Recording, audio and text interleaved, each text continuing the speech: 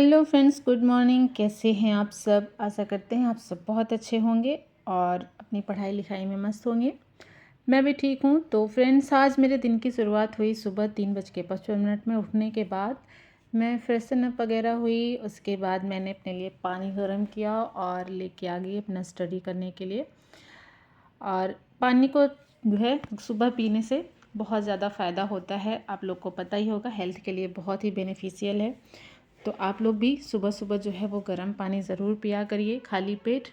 उससे हमारी बॉडी को बहुत ही ज़्यादा फ़ायदा मिलता है। तो यहाँ पे मैं अपना पानी लेके आ गई थी और पीते हुए नींद भी खुल जाएगी और साथ में अपनी स्टडी भी करती रहूँगी। तो मेरा फर्स्ट स्लॉट जो है वो मैं यहाँ पे कर रही हूँ अपना जो पेट का एग्ज़ाम है मेरा सितंबर में 6 और 7 को है। तो बस वही पेट एग्ज़ाम की प्रिपरेशन के लिए मैं उसके जो है प्रैक्टिस सेट कर रही हूँ। सुबह सुबह क्या होता है ना, प्रैक्टिस सेट करने से ना जो थोड़ा सा माइंड है ना हमारा, वो वर्क अच्छे से करता भी है। और सुबह सुबह जो है क्वेश्चन को लगाने से ना नींद भी हमारी जो है वो अच्छे से खुल जाती है। और सीधे थ्योरी पढ़ने में, बुक पढ़ने में थोड़ा सा हमें नींद की भी प्रॉब्लम होने लगती है। और क्वेश्चन लगाने से ये होता है कि हाँ, हम अपने दिमाग को खोलते हैं और क्वेश्चन को लगाने की प्रैक्टिस करते हैं। तो इसी तरह से मैं जो है अपनी स्टडी कर रही हूँ। और यहाँ पे मेरी 2 घंटे की स्टडी हो गई है। और 2 घंटे पढ़ाई करने के बाद अब मैं जाऊँगी किचन में। और 6:30 बज गए थे क्योंकि बेटे को स्कूल जाना है और उसके लिए लंच वगैरह प्रिपेयर करूँगी। तो यहाँ पे मैंने अपना जो है टेस्ट कंप्लीट कर लिया था 2 घंटे में। और करने के बाद अब मैं किचन में अपना बच्चे का लंच वगैरह बनाऊँगी। उसके बाद फिर अपना जो है डेली का रूटीन करने के बाद फिर से अपनी स्टडी स्टार्ट करूँगी। तो फ्रेंड्स देखिए, कहते हैं ना कि आपको कोई कभी भी हरा नहीं सकता है जब तक आप अपने आप को खुद से हार ना मान लो। आपको कभी कोई हरा नहीं सकता है। अगर आपने ठान लिया है कि नहीं मुझे ये करना है, तो आप वो चीज़ें कर सकते हो, चाहे वो कितनी भी बड़ी चीज़ें क्यों ना हो। सबसे बड़ी चीज़ क्या होती है ना कि आपको अपने माइंड में डिसाइड करना कि आपको करना क्या है। जिस दिन आपने डिसाइड कर लिया कि हाँ, मेरा एम क्या है, मेरा लक्ष्य क्या है, मुझे ये करना है, तो आप उसके पीछे, उस चीज़ को पाने के पीछे आप लग जाते हो और उस जो है वे में आप अपना काम करने लगते हैं।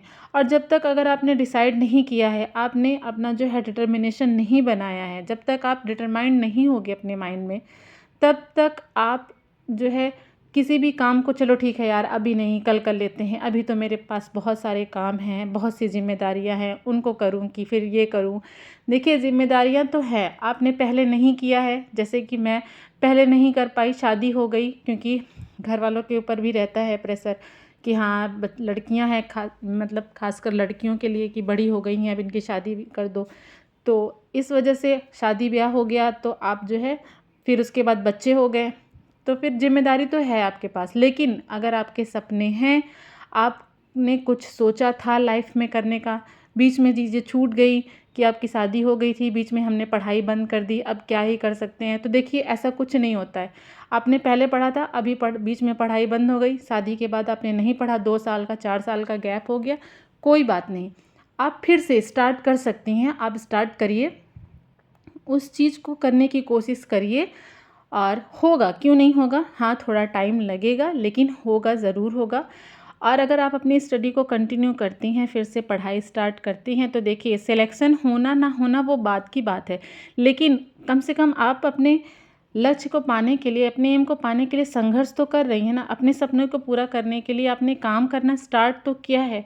अगर आप सिर्फ सोचते रहेंगे कि हाँ, हमें, मेरा सपना था, कभी मैंने नहीं किया और अभी भी नहीं कर रही हैं, उसी चीज़ को सोच रही हैं कि हाँ मैं नहीं कर पाई, तो उससे तो कुछ होगा नहीं। कम से कम गिल्ट तो नहीं होगा ना मन में कि हाँ, हमने कोशिश ही नहीं की, काश कि मुझे टाइम मिल जाता। तो काश कि टाइम नहीं मिलता है, टाइम हमें निकालना पड़ता है। मेरे पास भी टाइम अगर मैं चाहूँ तो नहीं है, क्योंकि 2 बच्चे हैं, अकेली हूँ, अकेला घर भी संभालना होता है, पढ़ाई भी करनी होती है, हस्बैंड का सारा काम भी करना होता है, बच्चों का करना होता है, तो टाइम मिलता नहीं है। देखिए, हम बहुत मुश्किल से टाइम निकालते हैं। और ये मैंने खुद को चैलेंज भी किया है कि अब मैं, जब तक कोई भी एग्ज़ाम क्लियर नहीं होता, क्योंकि अभी इस बीच जो है यूपी में वैकेंसीज अच्छी खासी आने वाली हैं, तो आप लोग भी कमर कस लीजिए, क्योंकि अब जो है इलेक्शन होने वाला है 27 में। तो जानते हैं इलेक्शन ईयर में वैकेंसीज़ आती ही हैं, तो इस बीच में अच्छी खासी वैकेंसीज़ आएंगी हर डिपार्टमेंट में।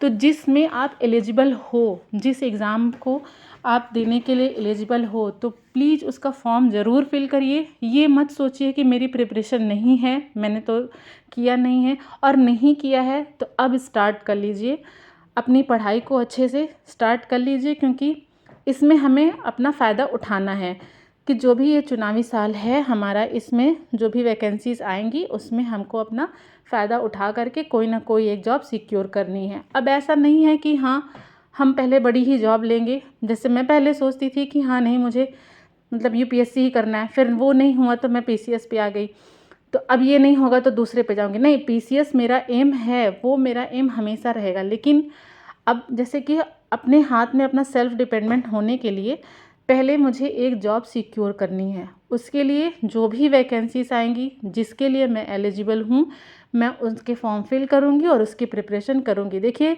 कोर्स जो होता है वो पैटर्न मतलब सिलेबस जो होता है लगभग सारे एग्ज़ाम का सेम रहता है, वही जीएस रहता है, वही रीजनिंग रहती है। हाँ, किसी में मैथ्स ज़्यादा होता है, किसी में कुछ जैसे कि पेट में डीआई वगैरह आ गया है तो थोड़ा सा उसको पढ़ना पड़ेगा। बाकी लगभग वही जीएस, वही करंट अफेयर सब में रहता है, तो थोड़ा बहुत ऊपर नीचे करके आप ऐसे स्टडी कर सकते हैं। तो मेरी तो ये स्ट्रेटजी है, मैं यही फॉलो कर रही हूँ। और आप लोग क्या कर रही हैं, कैसे स्टडी कर रही हैं, कैसे पढ़ाई कर रही हैं और किस चीज़ की प्रिपरेशन कर रही हैं, वो भी कमेंट बॉक्स में ज़रूर बताइएगा। और अपनी पढ़ाई ज़रूर स्टार्ट करिए। ये मत सोचिए कि हाँ मैंने 5 साल मेरी शादी हो गई, 6 साल शादी हो गई, अब आप सोच रही हैं अब क्या ही कर लूँगी। क्यों नहीं कर लेंगी। यहाँ देखिए 40-40 साल पे जो है लेडीज़ वो निकाल रहे हैं एग्ज़ाम, शादी के 10 साल 12 साल बाद जो है वो सिलेक्शन ले रही हैं। तो अगर वो ले सकती हैं, वो भी एक हाउसवाइफ, नॉर्मल हाउसवाइफ थी। देखिए हमारी स्ट्रगल स्टोरी, जैसे कहते हैं ना, हम यूट्यूब पे क्या करते हैं, मोटिवेशन वीडियोज़ देखते हैं, स्ट्रगल, किसी के स्ट्रगल की स्टोरी मिल गई वो पढ़ते हैं कि हाँ इसने कैसे किया, इन्होंने कैसे शादी के 10 साल बाद, कैसे 12 साल बाद जो है वो एग्ज़ाम क्लियर किया। तो अपना भी स्टोरी एक बनाइए, और सक्सेस पे जब आप सक्सेस जाएँ होंगी ना, तो आपके पास भी एक अपनी स्टोरी होगी बताने के लिए, अपनी एक स्ट्रगल स्टोरी होगी कि मैंने भी कितना स्ट्रगल करके, कैसे करके, कि जब लोग सोते थे तब मैं उठ के पढ़ती थी, जब लोग टीवी देखते थे, मोबाइल देखते थे, तब मैं पढ़ती थी, लोग शादी में पार्टी में जाते थे तब भी मैं नहीं जाती थी, मैं पढ़ती थी, मैं घूमने नहीं जाती थी। मैंने सेक्रीफाइसेस कितने किए हैं। आपके पास भी एक स्टोरी होगी बताने के लिए।